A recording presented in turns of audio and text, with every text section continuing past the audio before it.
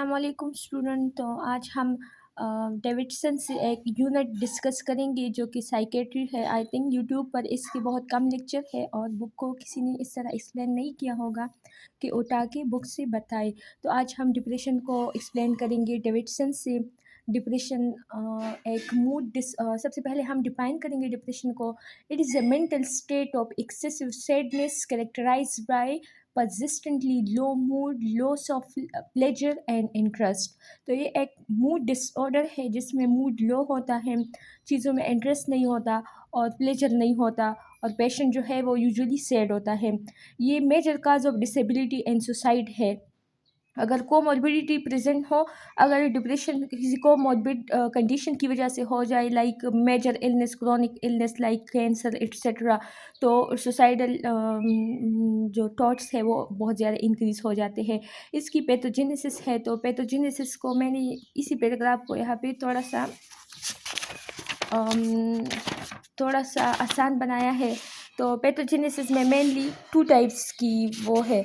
एक ये है कि एक्सोजीनियस डिप्रेशन है, एक एंडोजीनियस डिप्रेशन है। एक्सोजीनियस में मेनली इमोशनल डिप्राइवेशन है in early years of life. अगर पेशेंट इमोशनली डिप्राइव हो अर्ली ईयर्स ऑफ लाइफ में, या ट्रिगरिंग फैक्टर्स है, ट्रिगरिंग फैक्टर्स में कोई फैमिली में अगर किसी अजीज़ की डेथ हो जाए, कोई क्रोनिक इलनेस हो, पेशेंट को स्ट्रेस हो, तो वो एक्सोजीनियस डिप्रेशन में आता है। जबकि एक एंडोजीनियस डिप्रेशन है तो इसमें जेनेटिक जो फैक्टर्स है वो इन्वॉल्व होते हैं, और इसके अलावा बायोलॉजिकल फैक्टर्स में मोनोअमाइन जो कि एक्साइटेटरी न्यूरोट्रांसमीटर है, जब वो रिलीज़ होते हैं तो एक्साइटेशन करते हैं, तो वो लो होते हैं, नॉरएपिनेफ्रिन एंड सेरोटोनिन। तो हम यहाँ पे पैराग्राफ से देख लेते हैं। तो सबसे पहले जो पैथोजेनेसिस में इन्वॉल्व है वो जेनेटिक प्रीडिस्पोजिशन है, उसके बाद emotional deprivation in early life है, इसके अलावा ट्रिगरिंग फैक्टर है जिसमें स्ट्रेस है और मेडिकल इलनेसेस है, और इसके अलावा पेशेंट को hypothalamic pituitary adrenal axis disorder है और मोनोअमाइन कम है। ये फीमेल में ज़्यादा कॉमन है। इसके अलावा जो क्लिनिकल फीचर्स है, तो क्लिनिकल फीचर्स भी मैंने 2 उसमें डिवाइड की है। एक ये सिनेरियो को अंडरस्टैंड करने के लिए, वैसे फाइनल ईयर में हमारा मेन कब इन्वेस्टिगेशन और मैनेजमेंट है, लेकिन क्लिनिकल फीचर से हम सिनेरियो को डायग्नोस करने में आसानी होती है हमें। तो 2 टाइप ऑफ क्लिनिकल फीचर्स है, इमोशनल साइन सिम्टम्स है एंड बायोलॉजिकल साइन सिम्टम्स है। इमोशनल साइन सिम्टम में पेशेंट डीमोटिवेटेड होगा, फीलिंग ऑफ अगलीनेस होगी, लो सेल्फ इस्टीम होगा, feeling of guilt, negative thoughts, hopelessness, loss of pleasure, sadness, low mood and loss of enjoyment या जॉयमेंट। और जो biological है उसमें ज़्यादातर सोमैटिक साइन सिम्टम होते हैं, like decrease libido, sleep disturbances, loss of sexual desire, appetite changes, loss of interest in work, easy fatigability, anorexia, irritability, bowel disturbances, motor activity slow down हो जाती है, और जो वेट चेंजेस है वो आ जाते हैं। इसके लिए वैसे एक निमोनिक भी है, अगर कोई उससे करना चाहते हैं तो और इजी हो जाता है। निमोनिक ये सिक ई कैप्स है, सिक ई कैप्स। तो इसके मुताबिक स्लीप तो डे टाइम के दौरान पेशेंट ज़्यादा सोता है, नाइट के दौरान कम सोता है। आई से इंटरेस्ट है, इंटरेस्ट लॉस हो जाता है चीज़ों में काम करने में। जी से गिल्ट है, फीलिंग ऑफ गिल्ट। ई से लैक ऑफ एनर्जी है, और सी से लॉस ऑफ कंसंट्रेशन है। ए से एपेटाइट है, एपेटाइट या इंक्रीज़ हो सकती है या डिक्रीज़, दोनों हो सकता है। और पी से साइकोमोटर, तो उसमें एजिटेशन है, लेथार्जी है, और एस से सुसाइडल थॉट्स है। तो ये निमोनिक से भी आप कर सकते हैं, और इस तरह 2 में भी डिवाइड करके आप क्लिनिकल फीचर्स को मेमोराइज कर सकते हैं। फिर डायग्नोसिस है, तो डायग्नोसिस के लिए हम ऐसे पेशेंट में एक डिटेल हिस्ट्री लेंगे। बेसिकली डायग्नोसिस जो है वो क्लिनिकल है, तो डायग्नोसिस में हम ऐसे पेशेंट से डिटेल हिस्ट्री लेंगे, फैमिली हिस्ट्री लेंगे। ये पूछेंगे कि पहले लाइफ में इसी तरह के अटैक्स हुए हैं कि नहीं, और अटैक्स रिकरेंट्स तो नहीं है, और ड्यूरेशन पूछेंगे कि कितने अरसे से हो रहे हैं। तो family history, chronicity, past attack, और जो पास्ट अटैक की हिस्ट्री है, ये भी मैंने यहाँ पे कुछ 2-3 पॉइंट्स लिखे हुए हैं। लाइक डिटेल हिस्ट्री लेंगे, फिजिकल एग्जामिन करेंगे, फिजिकली पेशेंट को एग्जामिन करेंगे, किसी कोमॉर्बिड कंडीशन अगर उसमें हो तो उसकी वजह से भी डिप्रेशन हो सकती है। और इसके बाद फैमिली हिस्ट्री लेंगे, पास्ट हिस्ट्री लेंगे और रिकरेंट अटैक्स को असेस करेंगे। फिर उसके बाद इन्वेस्टिगेशंस है, तो इन्वेस्टिगेशंस में बेसिकली हम कुशिंग सिंड्रोम और हाइपोथायराइडिज्म को रूल आउट करने के लिए करते हैं। क्यों? क्योंकि डिप्रेशन में मेनली कुशिंग सिंड्रोम क्यों? क्योंकि अगर कोर्टिसोल का लेवल इंक्रीज हो जाए तो वो भी डिप्रेशन काज कर सकता है। हाइपर कोलेस्ट्रोलिज्म जो एड्रीनल पैथोलॉजी है जिसमें कि कुशिंग सिंड्रोम आता है, कुशिंग सिंड्रोम में कोर्टिसोल इंक्रीज होता है तो उसकी वजह से भी डिप्रेशन के साइन सिम्टम होते हैं और हाइपोथायराइडिज्म में भी होते हैं। तो हम ये एक तरह से डिफरेंशियल डायग्नोसिस भी है और एक तरह से हम रूल आउट करने के लिए इन्वेस्टिगेशन मेडिकल जो लैब टेस्ट है तो वो हम इन दो इसके लिए TFTs करेंगे और इसके लिए 24 आवर कोर्टिसोल लेवल करेंगे। इसके अलावा मैनेजमेंट है, तो मैनेजमेंट में बेसिकली ड्रग थेरेपी भी है और साइकोलॉजिकल थेरेपी भी है। तो ये डिपेंड करता है साइन सिम्टम पे। अगर साइन सिम्टम कम हो और माइल्ड हो, यानी थोड़े साइन सिम्टम हो, ज़्यादा फीचर्स प्रेजेंट ना हो, तो वो माइल्ड डिजीज़ होगी। अगर ज़्यादा हो और सिवियर अटैक्स पेशेंट को आए या फैमिली हिस्ट्री है या पहले से अटैक्स आ चुके हैं और डिजीज़ मॉडरेट टू सिवियर है, तो मॉडरेट टू सिवियर के लिए हम ड्रग ट्रीटमेंट करते हैं, जबकि माइल्ड के लिए हम साइकोलॉजिकल ट्रीटमेंट करते हैं। तो ड्रग ट्रीटमेंट में बेसिकली क्या आता है, उसमें हम ये मैंने थोड़ा सा आसान किया हुआ है यहाँ पे। सिवियर डिप्रेशन के लिए हम ड्रग ट्रीटमेंट करते हैं। ड्रग थेरेपी में TCS हम देते हैं, ट्राईसाइक्लिक एंटी डिप्रेसेंट। इनका काम क्या होता है, ये एक नर्व टर्मिनल है, नर्व टर्मिनल से neurotransmitter norepinephrine and serotonin release होते हैं और नोरेपिनेफ्रिन और सेरोटोनिन बेसिकली मोनोअमाइन है। तो ये मोनोअमाइन जाके रिसेप्टर्स पे लगते हैं और रिसेप्टर पे लगने के बाद ये एक्साइटेशन काज करते हैं।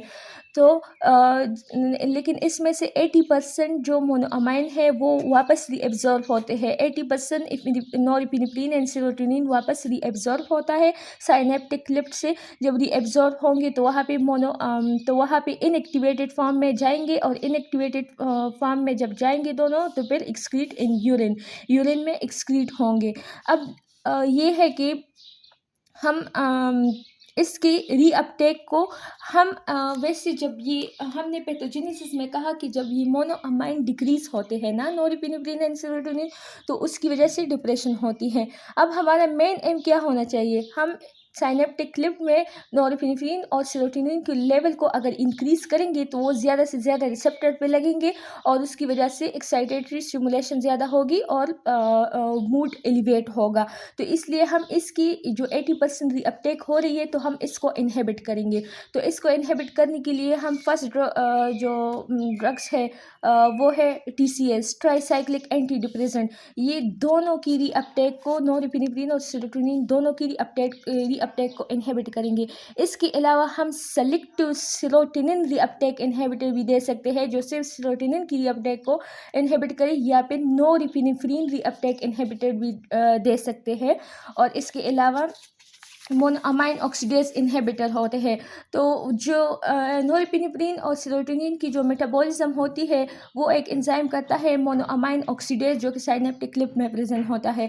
तो अगर हम उस एंजाइम को इनहिबिट करें तो इसकी मेटाबॉलिज्म और डिग्रेडेशन नहीं होगी इन मोनोअमाइंस की, तो इनकी लेवल साइनेप्टिक लिफ्ट में इंक्रीज होगी और उसकी वजह से ज़्यादा रिसेप्टर पे लगेंगे और उसकी वजह से मूड एलिवेट होगा। तो जो हमने अभी ड्रग्स पढ़े यहाँ से समझे तो बुक से वही चीज़ देखते हैं। तो जो TCS है, TCS का बेसिकली मैकेनिज्म ऑफ एक्शन क्या है, inhibit the reuptake of monoamine which include serotonin and norepinephrine. लेकिन इसकी कुछ एडवर्स इफेक्ट है जिसमें सीडेशन है, एंटीकोलिनर्जिक इफेक्ट है। एंटीकोलिनर्जिक इफेक्ट में ब्लरिंग ऑफ विजन होती है, कन्फ्यूजन होती है, यूरिनरी रिटेंशन होती है, dry mouth, dry eye, memory decrease हो जाती है, सीजर के लिए थ्रेशोल्ड लोअर हो जाता है और ये इसके अलावा हाइपोटेंशन, पोस्टरल हाइपोटेंशन भी काज कर सकता है। इसके अलावा TCS जो है वो कार्डियोटॉक्सिक है। तो इसकी कुछ कांट्राइंडिकेशन भी है। इन साइन सिम्टम को बेसिकली ये TCS जो है ये सिर्फ मोनोअमाइन को इनहिबिट नहीं करते, बल्कि ये हिस्टामिन रिसेप्टर को भी इनहिबिट करते हैं, अल्फा रिसेप्टर को भी इनहिबिट करते हैं और मस्करीनिक रिसेप्टर को भी इनहिबिट करते हैं।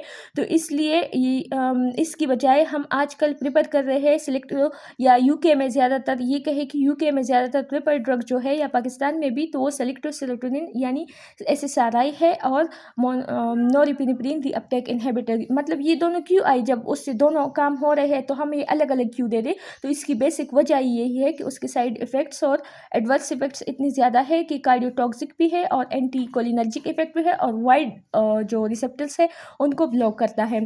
तो अब इसकी कुछ कांट्राइंडिकेशन है, उसमें को एग्जिस्टिंग हार्ट डिजीज़ है। अगर पेशेंट को पहले से हार्ट डिजीज़ हो तो इसलिए नहीं देना है कि ये भी पोस्टर हाइपरटेंशन काज कर सकता है, और हार्ट डिजीज़ में भी बेसिकली कार्डियक आउटपुट लो होता है, तो जो हाइपरटेंशन है वो फर्दर एग्रेवेट होगा। इसके अलावा ग्लाकोमा पेशेंट में कांट्राइंडिकेटेड है, और प्रोस्टेट में वैसे यूरिनरी रिटेंशन होती है, तो अगर हम ये ड्रग देंगे तो इसकी वजह से यूरिनरी रिटेंशन मज़ीद प्रिसिपिटेट होंगी।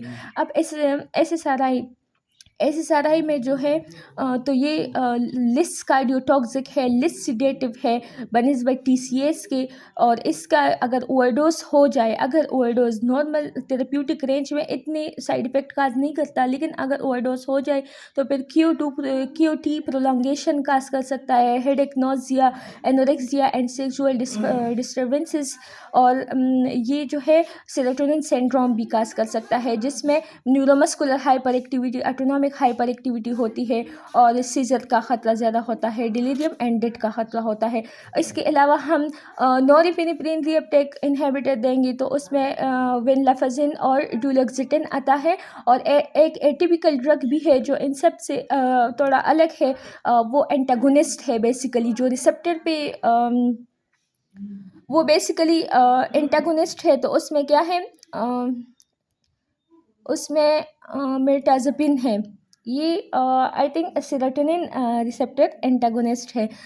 इसके अलावा मोनोअमाइन ऑक्सीडेज इनहिबिटर में हम क्या करते हैं, उसमें हम जो मेटाबॉलिज्म है नोरिपेनेफ्रिन की और सेरोटोनिन की, उसको इनहिबिट करते हैं। आजकल यूके में यही ड्रग यूज़ हो रही है, लेकिन ये ड्रग इंटरेक्शन काज कर सकता है एम्फेटामिन के साथ, एनेस्थेटिक एजेंट के साथ, और वो फूड जिसमें थायरामाइन हो। तो थायरामाइन कंटेनिंग फूड के साथ इसको नहीं देना, क्योंकि उसके साथ ये मिलके हाइपरटेंसिव क्राइसिस काज कर सकता है। और इसके अलावा वैसे साइड इफ़ेक्ट जो है वो पोस्टरल हाइपोटेंशन और वेट गेन है।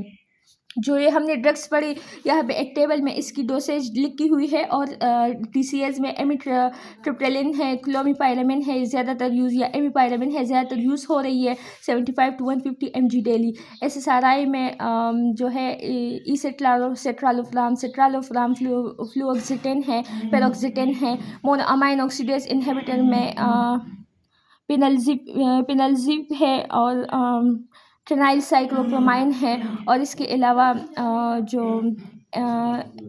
नोरिपेनेफ्रिन रीअपटेक इनहिबिटर में विनलफाजिन और डुलोक्सिटिन है, ये ड्रग्स है। इसके अलावा जो हम साइकोलॉजिकल ट्रीटमेंट करते हैं तो उसमें 2 टाइप की ट्रीटमेंट है, एक जो है कॉग्निटिव बिहेवियरल थेरेपी है, और एक इंटरपर्सनल थेरेपी है।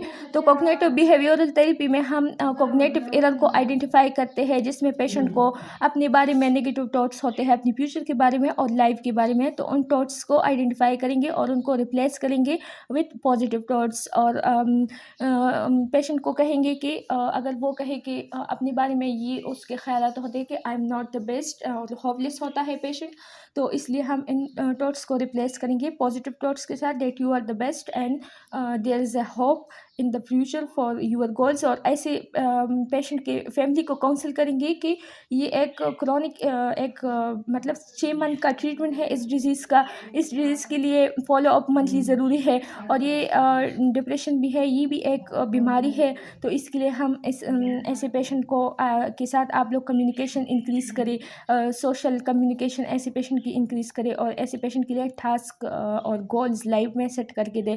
प्रोग्नोसिस जो है 50% पेशेंट में 1 एपिसोड डिप्रेशन का ज़रूर बाद में होता है, और 90% पेशेंट में जो है अगर 90% पेशेंट में मतलब 3 और मोर एपिसोड हो सकते हैं और सुसाइडल रिस्क इसमें 10 टाइम्स ज़्यादा है।